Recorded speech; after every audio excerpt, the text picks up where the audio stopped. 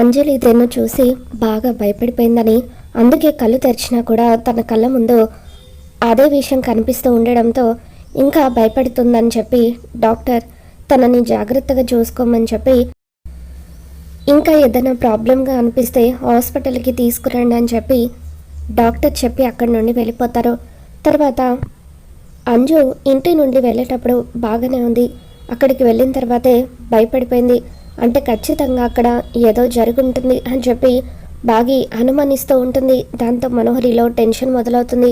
మరో పక్క అనామిక మనోహరితో, మనోహరి గారు, నిన్న సార్ వాళ్ళు రణవీర్ గారింటికి భోజనానికి వెళ్ళారని మీకు నేను చెప్పిన తర్వాత మీరు ఎక్కడికో వెళ్ళారు కదా, మీరు కానీ అక్కడికి వెళ్ళారా అని చెప్పి అమర్ ముందు అడుగుతూ ఉంటుంది. ఇక దాంతో బాగి, అవునా మనోహరి గారు, మీరు అక్కడికి వచ్చారా అని చెప్పి అడుగుతూ ఉంటుంది.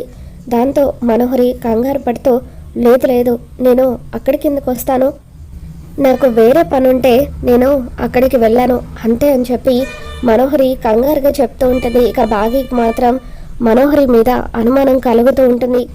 ఎప్పుడూ హుషారుగా తిరిగే పిల్ల దీన్నిలా మంచంలో చూడలేకపోతున్నాను రా అంటూ నిర్మలమ్మ, సదాశివం గారు ఇద్దరు కూడా బాధపడుతూ ఉంటారు. అమ్మ మీరేం బాధపడకండి, అంజుకి ఖచ్చితంగా నయమైపోతుంది, నేనున్నాను కదా, అంతా నేను చూసుకుంటాను అని చెప్పి అమర్ అంటూ ఉంటాడు. ఆ తర్వాత అమర్, మీరందరూ వెళ్ళి రెస్ట్ తీసుకోండి, అందరూ ఇక్కడే ఉంటే అంజుకి డిస్టర్బెన్స్గా ఉంటుంది, బాగి ఉంది కదా, అంజుని బాగి చూసుకుంటుంది అని చెప్పి అమర్ చెప్పడంతో అందరూ కూడా అక్కడి నుండి వెళ్ళిపోతారు. ఇక బాగి అక్కడే ఉండి అంజుని ఎంతో జాగ్రత్తగా చూసుకుంటూ ఉంటుంది.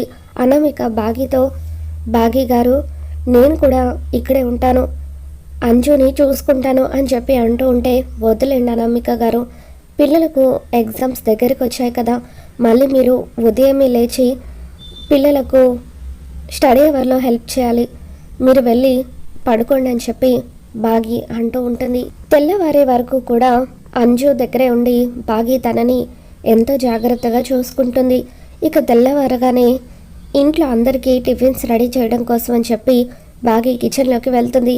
ఇక ఇదంతా కూడా మనోహరి గమనిస్తూనే ఉంటుంది. ఆ అంజు పొరపాటున స్పృహలోకి వచ్చిందంటే కాలిని నేను పొడిచానన్న విషయం ఇంట్లో అందరికీ చెప్పేస్తుంది.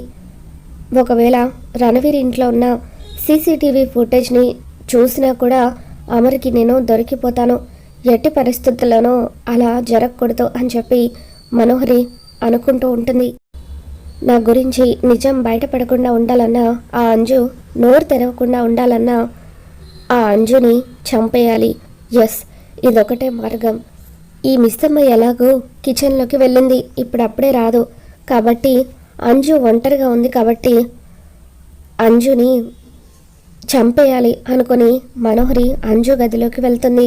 ఇక మెల్లిగా పక్కనే ఉన్న దిండు తీసుకొని అంజు ప్రాణాలు తీస్తూ, వసే అంజు, నేను వాడిని పొడిచేటప్పుడు నువ్వు చూసి ఉండకపోతే అప్పుడు నీకు ఈ పరిస్థితి వచ్చుండేదే కాదు కదా, నీకు మీ అమ్మ అంటే చాలా ఇష్టం, మీ అమ్మకు కూడా నువ్వంటే చాలా ఇష్టం, కాబట్టి నువ్వు కూడా దాని దగ్గరికే వెళ్ళిపో అని చెప్పి అలా మనోహరి అంజు ప్రాణాలు తీస్తూ ఉంటే అప్పుడే బాగి అంజుకి మళ్ళీ మెలకు వస్తే భయపడిపోతుందో ఏంటో ఒకసారి వెళ్ళి తనని చూసి రావాలనుకుని బాగి అంజు గదిలోకి వచ్చేసరికి మనోహరి దిండుతో అంజు ప్రాణాలు తీయబోతూ ఉంటుంది.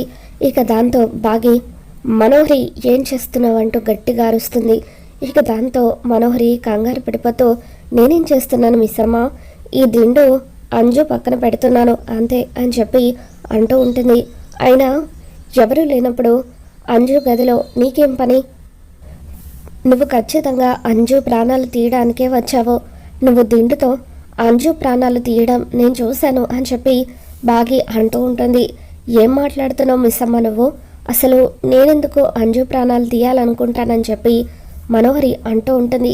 ఇక దాంతో బాగి మనోహరి జుట్టు పట్టుకొని తనని పక్కకు తోసేస్తూ, చూడు, నువ్వు అంజు ప్రాణాలు తీయాలనుకోవడం నేను కళ్ళారా చూశాను, ఖచ్చితంగా అంజు భయపడేదానికి నువ్వు తన ప్రాణాలు తీయాలనుకునే దానికి సంబంధం ఉంది, అంజు స్పృహలోకి వస్తే కానీ నిజమేంటో తెలీదు, పొరపాటున అక్కడ నువ్వు ఏదైనా చేశావని అంజు నోటి నుండి వింటే మాత్రం ఎట్టి పరిస్థితుల్లోనూ నేను నిన్ను విడిచిపెట్టను. ఇప్పుడు నువ్వు అంజుని చంపబోయావన్న విషయం నేను ఆయనకు చెప్పిన ఆధారాలు ఏవి లేవు కాబట్టి ఆయన నా మాటలు నమ్మరు. నువ్వు కూడా ఆయనకి ఏదో ఒక మాయ మాటలు చెప్పి మళ్ళీ తప్పించుకుంటావు. అందుకే అంజు స్పృహలోకి వచ్చే వరకు వెయిట్ చేస్తాను.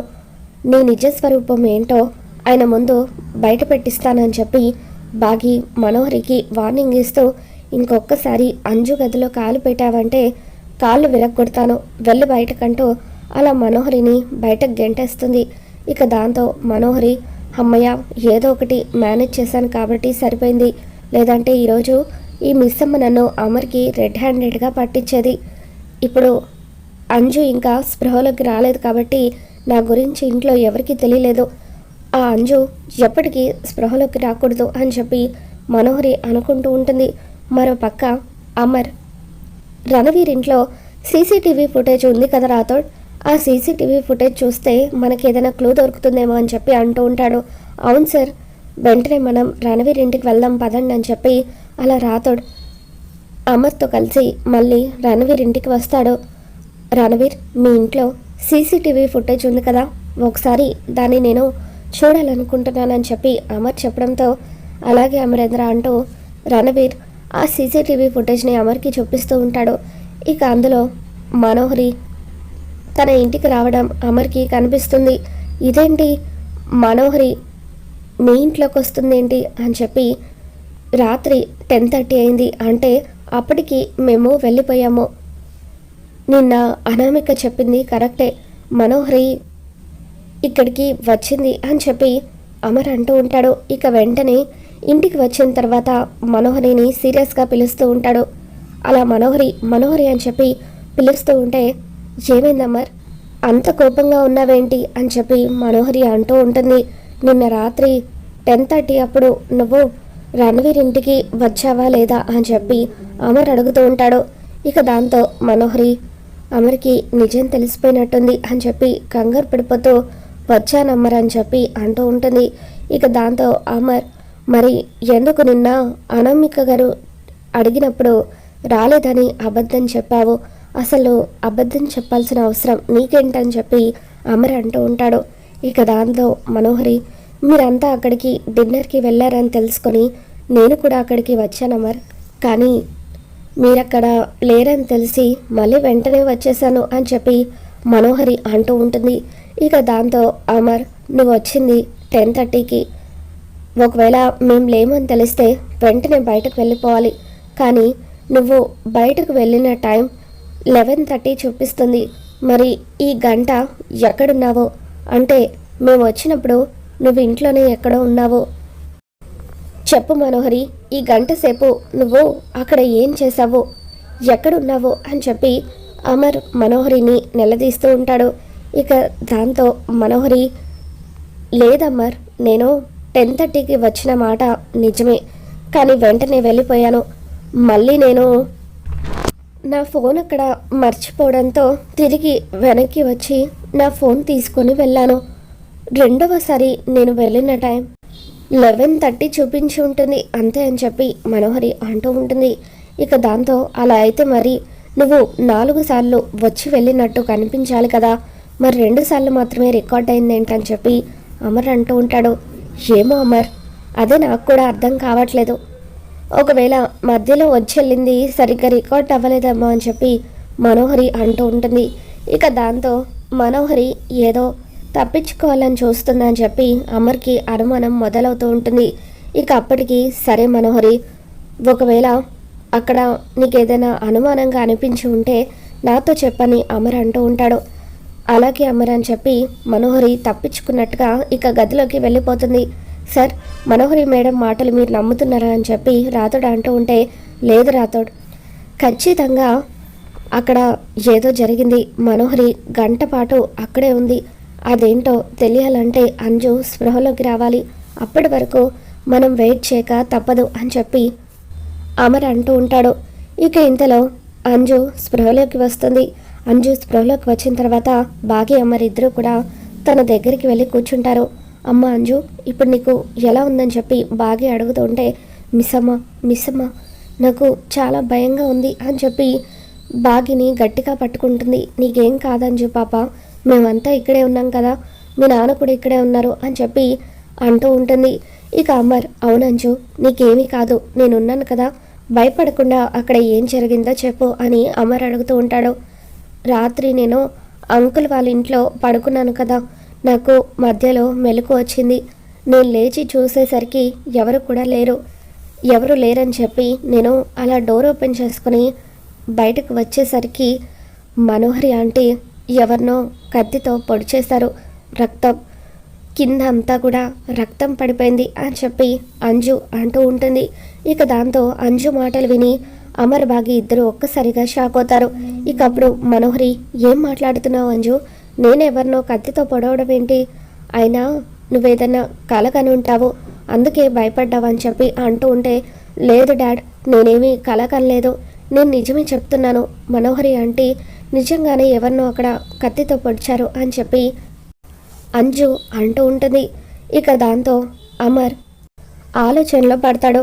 ఇక అప్పుడు మనోహరి అమర్తో లేదమర్, అంజు మాటలు పట్టించుకోవద్దు, తను ఏదో కల కనిందనుకుంటా, అందుకే కలలో జరిగిందంతా నిజంగా జరిగిందని అనుకుంటుంది.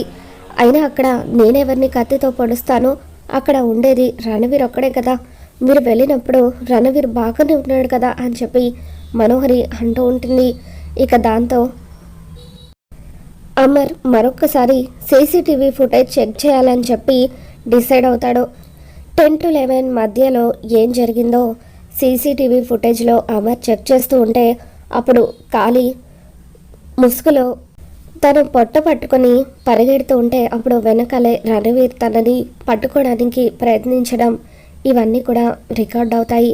ఇక దాంతో అమర్ రణవీర్ని జరిగిన విషయం గురించి నిలదీస్తూ ఉంటాడు. ఇక దాంతో రణవీర్ ఈ అమరేంద్రకు నా మీద డౌట్ రాకుండా ఉండాలంటే రాత్రి జరిగింది మొత్తం అమరేంద్రకు చెప్పేయాలి అనుకొని, అవును అమరేంద్ర, నిన్న రాత్రి మనోహరి అతన్ని పొడిచిన మాట నిజమే, అతను నన్ను చంపడానికి వచ్చాడు, అప్పుడే అక్కడికి వచ్చిన మనోహరి అది గమనించి అతన్ని పొడి చేసింది అని చెప్పి అంటూ ఉంటాడు. ఇక దాంతో అమర్ ఒక్కసారిగా మనోహరి చెంప పగలగొడతాడు.